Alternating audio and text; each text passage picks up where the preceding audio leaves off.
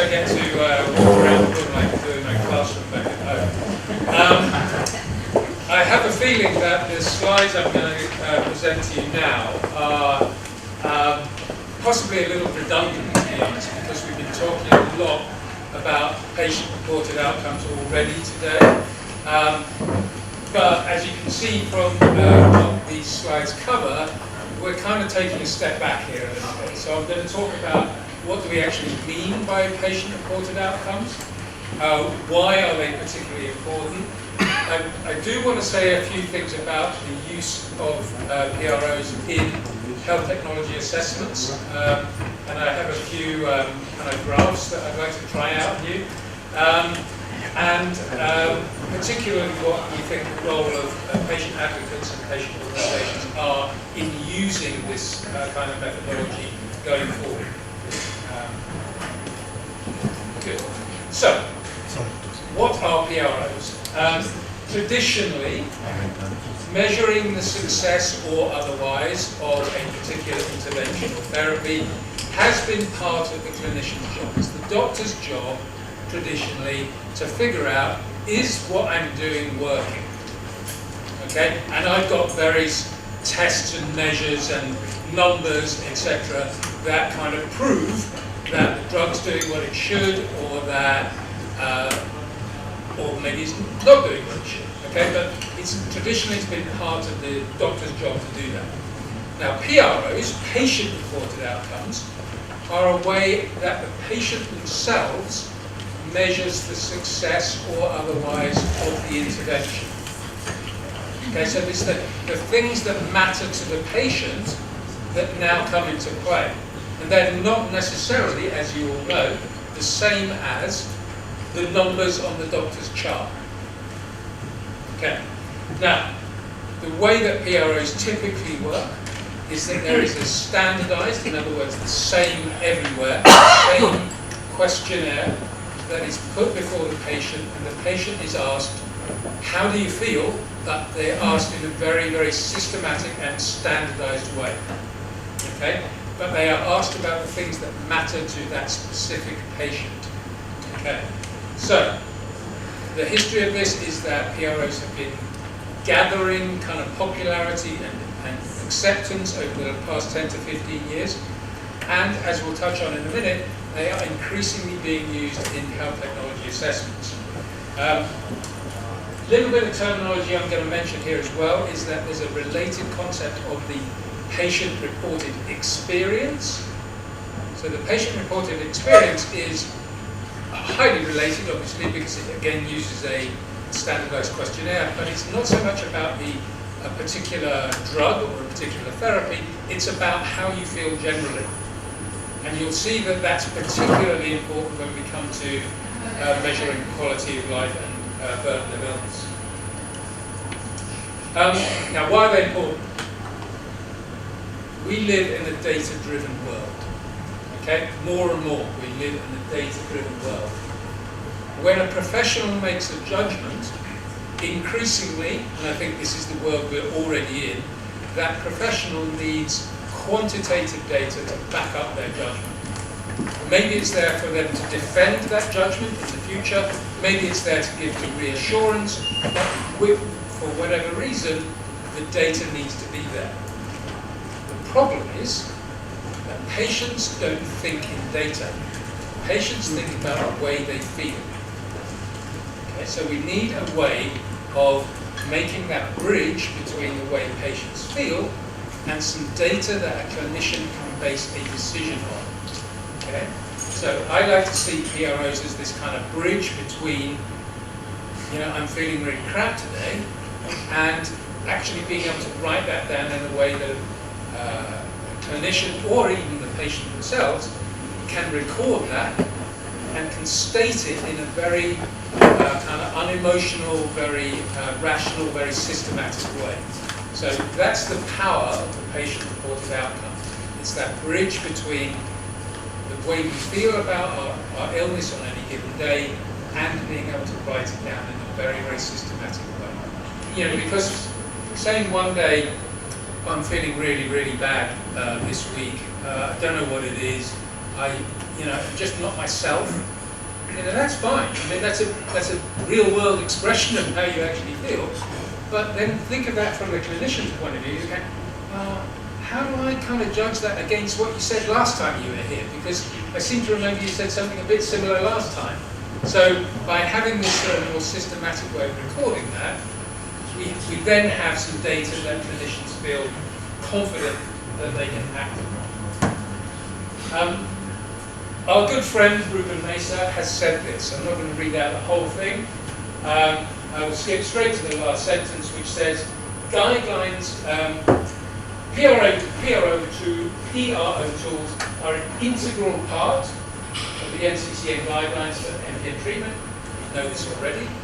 And should be regularly employed for disease burden assessment. This is a categoric statement about use of patient-reported outcomes in the way that we talk to our doctors and the way that doctors talk about us. Okay. Now, PROs in MPNs. So here's a really kind of easy to remember acronym. The MPN SAF, the Symptom Assessment Form.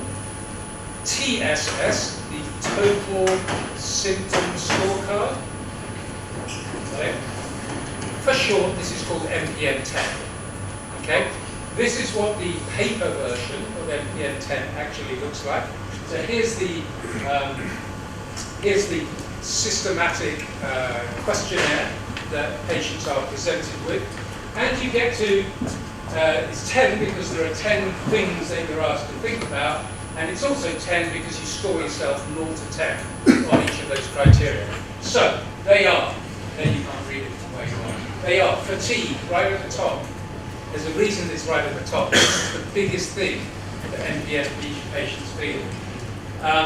There are filling up quickly when you eat. I think that's called early satiety, something like that, doctor speak. It means feeling full really quickly when you have a meal. Abdominal discomfort, inactivity, problems with concentration. Anybody feeling that right now?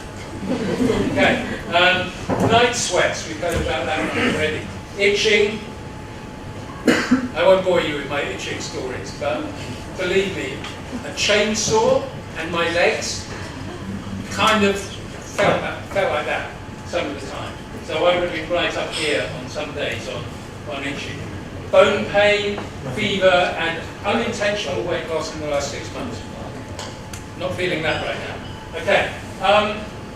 But there's a pretty simple, pretty straightforward way to use a highly systematic, highly standardized way of telling the doctor how you feel. And without having to use vague terms, without having to use terms that the doctor isn't quite sure how to write down, how to record that. That's the idea of MPN 10. Okay? And it's now widely adopted. It probably should be more widely adopted, and we'll come on to why in a second. Okay. Now, this is why it's really, really important. PROs are important for helping a clinician fully assess an individual's patient's needs. So we know that the doctors test all sorts of stuff about what's in our blood. Okay. Sometimes they test what's in our bone marrow. PROs have an even more important role, though, in supporting decision-making at a population level. So when we're making, or when decisions are being made about whether a drug is efficient, whether it's safe, whether it's value for money, this is where patient-reported outcomes really come into their own. Okay? Now, health technology assessments, I'm sure you all understand what that process is. It's about the judgment that is made about how drugs are either value for money or not. And although the clinical trial data is still obviously the most dominant category of information used in HTAs, PROs and specifically PREs, measurement of how you feel generally, not necessarily related to therapy, are increasingly being incorporated into that process. So we know that PROs are now incorporated in many, many health technology assessment processes around the world. not sure if it's universally adopted, but it is definitely becoming more and more prevalent. Okay, now here's my graphs. I did a kind of a sneak preview of these last year, if you remember, but it was the very, very last presentation, so I don't blame you if you weren't paying that much attention. You're probably trying to do your online check-in at the time, or something like that. This time, I've got you, so you've got to pay attention. All right, so here's a graph of what quality of life is. So if you can measure how you're feeling at any given point in time, you would be somewhere up and down the y-axis on this graph. And over time, hopefully, if you're in perfect health, that line is A, quite high up, and B, it stays there. Okay, so that's what a perfect life, a perfect health kind of looks like on my little simplistic graph. Okay, now something happens. You get sick, you have an illness, you have an injury, and suddenly your quality of life goes down. And that vertical measurement of the difference between how you felt when you were good and now how you feel, that's called the burden of illness. Okay? Now, and the worse you feel, the more symptoms you have, the more impact they have on your life, the worse the burden of illness, the bigger that gap between the top and the bottom line. Okay? Bear with me so far? Yeah? Yeah. Okay. Now, somebody comes along and say, you know what, I've got a great drug for you. Take this pill, stick this needle in your bloody bit, and then you get a benefit of that therapy. So now the line goes up again. Okay? So the benefit of the therapy is now the difference between where you were with the burden of illness and now your hopefully improved quality of life. Now you're taking this wonder drug. Okay, or not so wonderful. But anyway, now you're doing something about it, your quality of life has gone up. Okay? Now, where does this come into the HDA process? The question that you have to ask is, the higher that line is, depends on how good the drug is. Okay, the better the drug, the higher that line is going to go up to get you back to where you started. Okay? But equally important is this question here. How bad is the illness? How bad did it go down when you got sick? Okay? This gap between the two is the basic value of that therapy. Okay? That's what, when they make a health technology assessment, they're looking to see how big is that gap between the two. And if it's huge, obviously this is a great drug, and depending on how much it costs, then you've got value for money. If it's not so big, you know, they kind of say, well, it's working a bit, but it's not that great. It's not massively improving somebody's quality of life, so therefore the value for money question is a little bit different. Okay?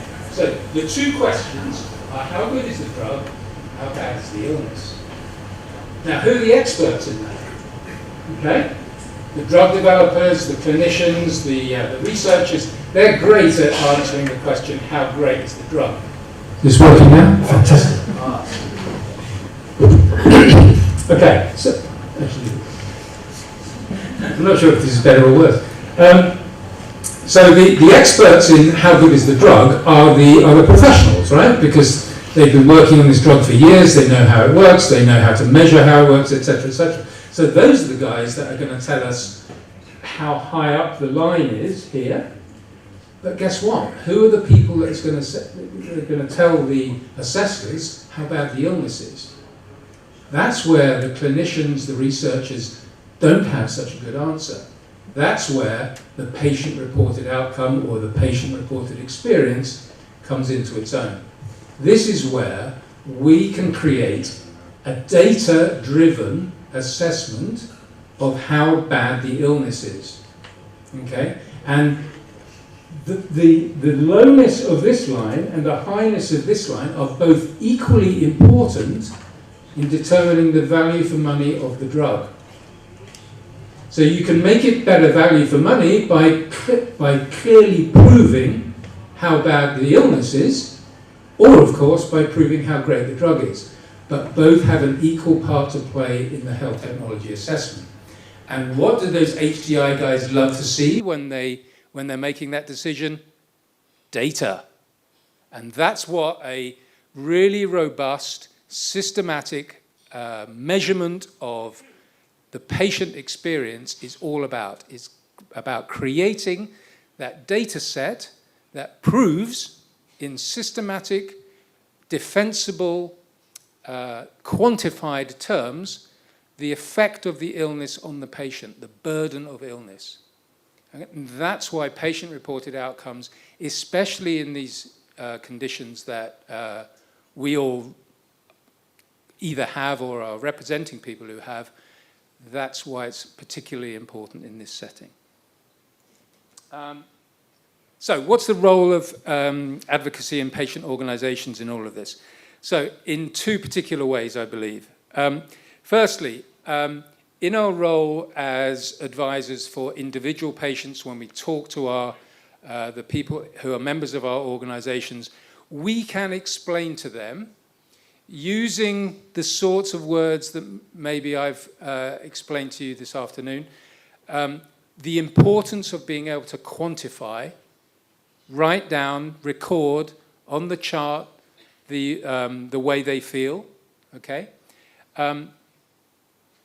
Promoting the use of a standardized tool as a way of, I'm talking about enriching the, what do they write? Enriching the patient-clinician communication. I'm sorry, that's a bit of a silly phrase. It's about having a really kind of data-driven conversation with your doctor. You know, look, here's my chart from last time we met. Here's the chart from today. Look, it's either working or, you know what, it's not working so much. Or, you know what, I'm doing okay. Whatever. It's a way of having a kind of a more meaningful conversation with your doctor. And here's the other thing. By doing this over time, and we know that we live with these conditions over time. I was diagnosed in Clare's Hospital 21 years ago. So by now, had I been doing this, I'd have a real big stack of these forms to be able to prove again, the slightly kind of convoluted phrase here is a longitudinal record of my illness, of my burden of illness, of my quality of life.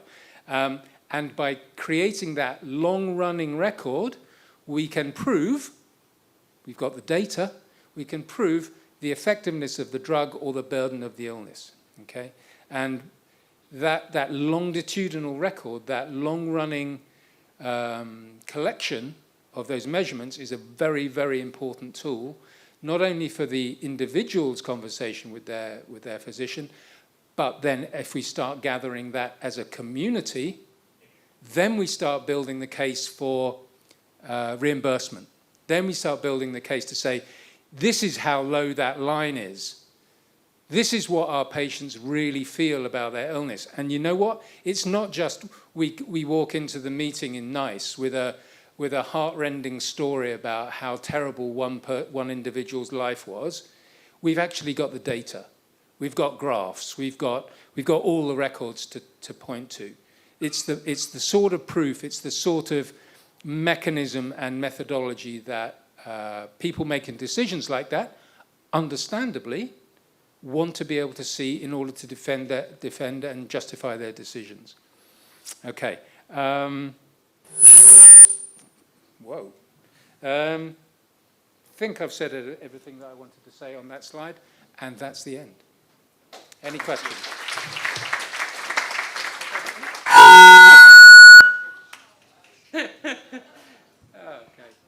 Okay, Felice, please.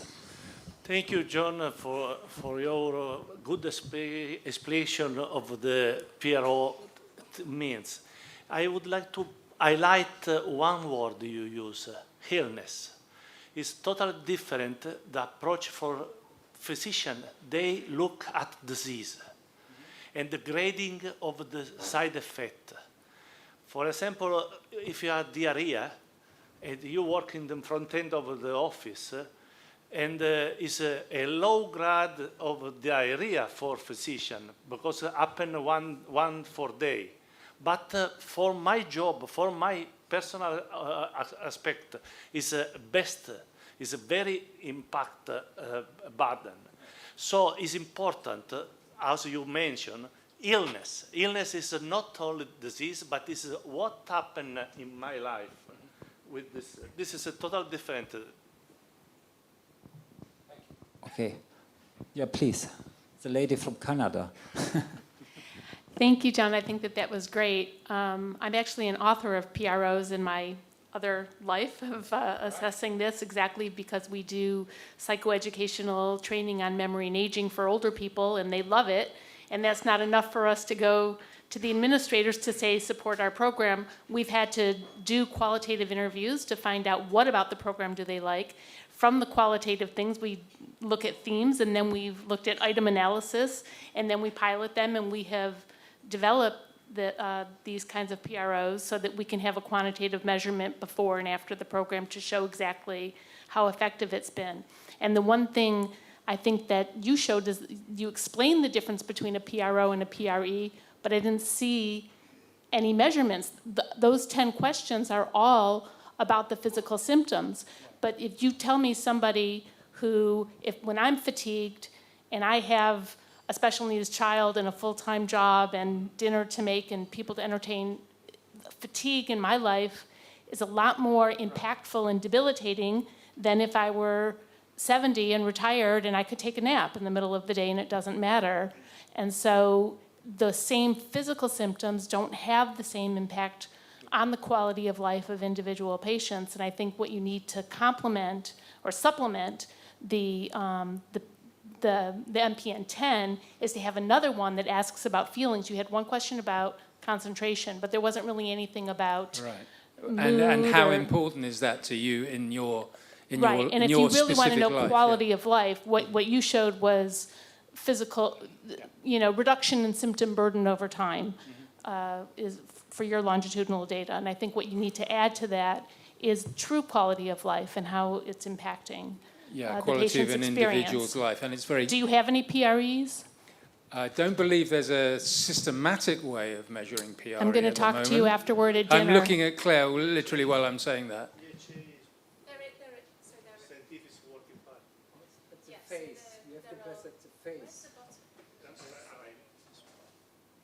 Oh, okay. Sorry. Yeah. I think we could do better with PREs, and I think it sounds like you could bring some great intelligence to that. I think that, yeah, good. Because actually the conversation with NICE, which Maz and I have had, which is really scary, and you have health economics professors with long hair and lots of computers speaking about very complicated things, they get symptoms, but we need to intercalate quality of life. And they do have tools, they use EQ5D, etc. And they do map, actually EQ5D maps very well to MPN-10. Very technical, but point well made. I agree. And also fantastic. It was really good for me to sit and listen to my patient lecture. I enjoyed it, thank you. I knew you weren't paying attention last year. Yeah, John is a perfect teacher. He's very engaged, yeah? And it was a great event, thank you. Are there any more questions? I would like to ask who is using these scores? Who is using?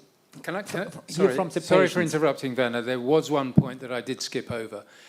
It's not only on paper now.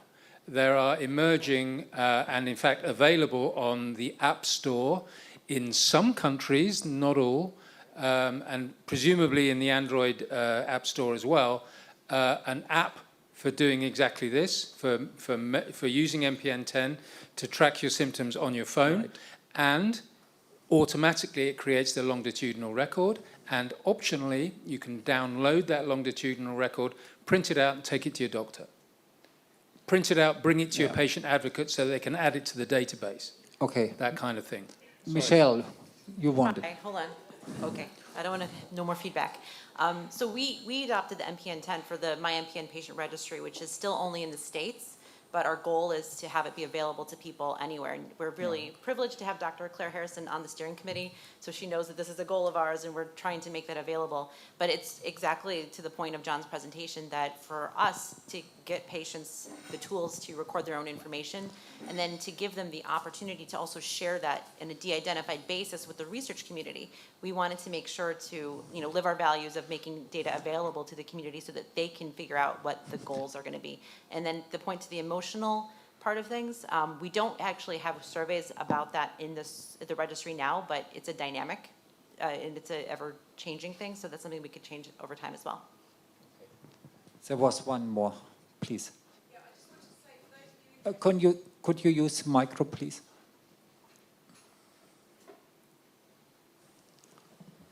Does it work? Yes. Just for those of you that just grabbed your phone looking for the app, the one that we use at Guy's is called My MPN, right. And it also comes up as MPN Assistant.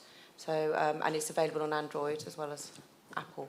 Okay, and as a last question, I would like to know who is using it. Please raise your arms. And there's the problem. Yeah. Okay. Two of us.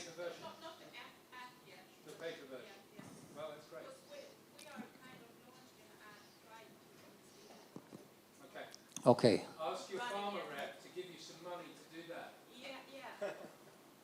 Claire wanted to answer. But why don't you develop one that everyone can use, then you can merge all the data? Because if you make one in lots of different, and that's the big, that's why I've been encouraging, and Michelle's been working so hard to get my MPN rolled out, because then we can all use, and then it will transcend any boundaries. And it'll be globally systematic. There's another one called MPN Tracker, which allows you to track your blood counts and fitness, etc. But it's all doable. But it would be good not to develop multiple different ones. Right. Good point. Yeah. Okay.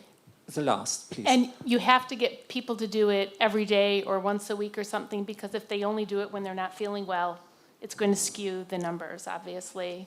When you are feeling well, you don't want to deal with your disease. You don't want to sit there and fill out a form. It's when you're miserable and you're lying around. Okay. Thank you very much. We meet again in 25 minutes after the coffee break.